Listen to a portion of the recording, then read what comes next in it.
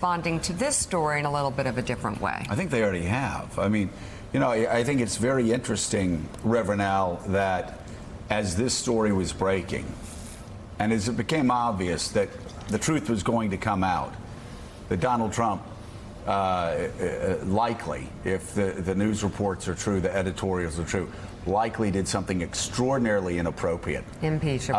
That would once again impact America's democratic process, having a foreign country interfere. I thought it very telling that Mitch McConnell caved yesterday. Very telling that after doing Vladimir Putin's bidding, yes, good point, over the past several years and refusing to listen to all the intel chiefs that Donald Trump appointed to protect American democracy against what they called an imminent threat, that Mitch McConnell chose yesterday, as this story was exploding, that's a great point, about other foreign interference in American democracy, that's when he finally caved and stopped worrying about Vladimir Putin and started worrying about defending and protecting American democracy in the 2020 election.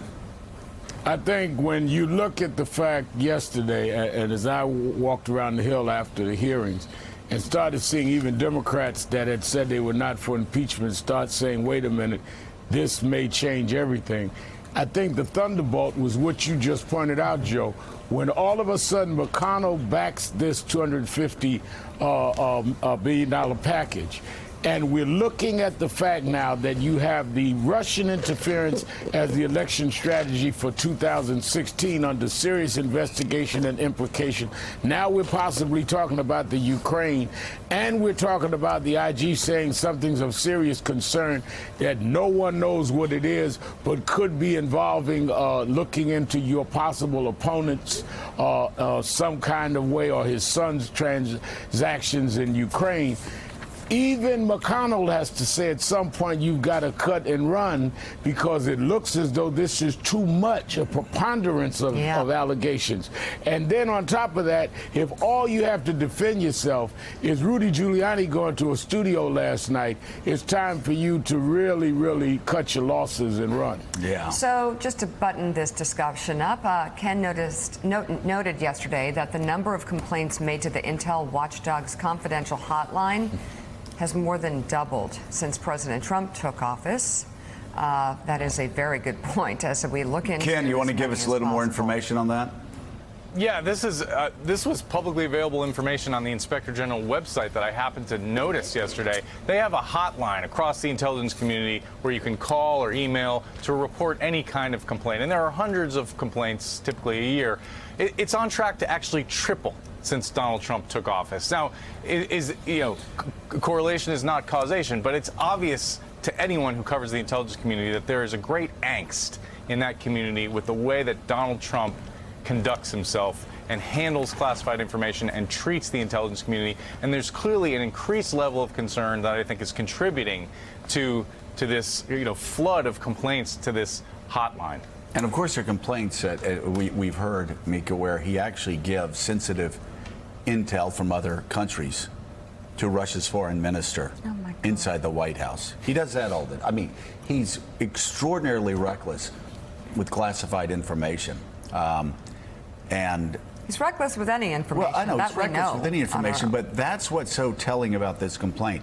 Even with that recklessness in plain sight, here we have an IG talking about the urgent concern that he has for information that he has and that the acting DNI has, who, again, Dan Coats leaves a couple of days after this phone call is made, and that Barr's Justice Department is keeping from Congress and keeping from the American people in a cover-up. I think it's, but I'll say that I think it's less reckless than brazen, right? Trump tells you exactly what, he comes out in 2016 and says, Russia, if you're listening, I want your help. And that night they give him his help. He goes through, he gets the help of Vladimir Putin and Russia to help him win the 2016 election.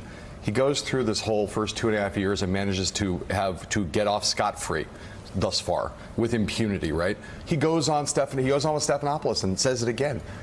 I want foreign help. If foreigners offer me help, I will take that help.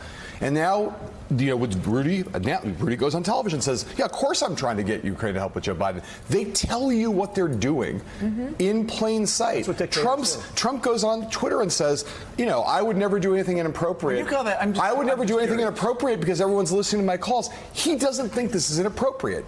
He doesn't think it's inappropriate. He thinks it's good for the country. It's good for him. But he's telling you that this behavior, he's advertising it, and he's not trying to hide it. All we have to do now, the rest of us have to do now, is to take seriously what we're seeing in plain sight. We need to go, but Elise has been the voice of calm and restraint. So I want to ask her the final question. Now, as you know, I'm a dumb country lawyer, so I'm not really sure, and I never really did that criminal stuff. So I'm just curious. Because you're a lawyer, right? You're a smart lawyer, right? Plays one on TV. For the purposes of this conversation, for the purposes of this conversation, you are. So would it be if I said to you, I'll tell you what, I will ship your country the military aid you need to stop Vladimir Putin from continuing his invasion westward, if you will dig up dirt on Hunter, on the guy that I think I'm running against and now trailing 14 points in every poll. Now, would that be a bribe or would that be extortion? What would that be? What do we think? I think it would be treason. Both. False binary, right? Both. And using the resources of American taxpayers, money that has been put aside to further the national interest and our national security, using it for your own cheap political purposes. So I think it's pretty impeachable. Just to add on to John's point, pretty impeachable. He has approached this presidency no different if he's sitting in Trump Tower and doing a deal for a building. Yeah, so his defense of, well, I would never do this with people listening, he's in another universe. No, all right, NBC's Ken Dilanian, thank you so much. Thank you, Ken. Still ahead on Morning Joe. Dave Ehrenberg, if you're listening, is it extortion or bribery? We'll ask. Potato. I have a question. I don't get this with Justin Trudeau. A blackface scandal didn't cost Virginia's governor his job, but what about the Prime Minister of Canada? It just keeps going. We'll talk about Justin Trudeau. And he can't even say that these three are the only ones out there. Seriously? Did this guy just walk around with black shoe polish in his back pocket? No. I mean, what's wrong? Who does that? All right, as we go to break, Donald Trump's few good men. You're watching Morning Joe. We'll be right back. And you want to cover some ridiculous charge that I urged the Ukrainian government to investigate corruption. Well, I did, and I'm proud of it.